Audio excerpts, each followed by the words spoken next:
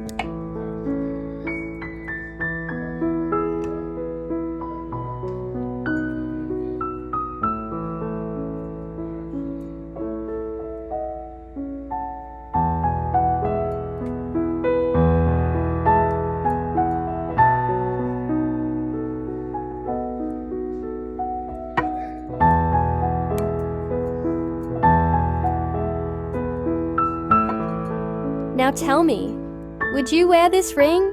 Let me know in the comments. And tag a jewelry-loving friend who'd love this DIY too. Before you go, don't forget, with Odella, jewelry making is always easy, fun. It's so simple and fun, I promise. Even if you've never made a ring before, you got this, and totally beginner friendly. Thanks so much for watching, and I'll see you in the next video.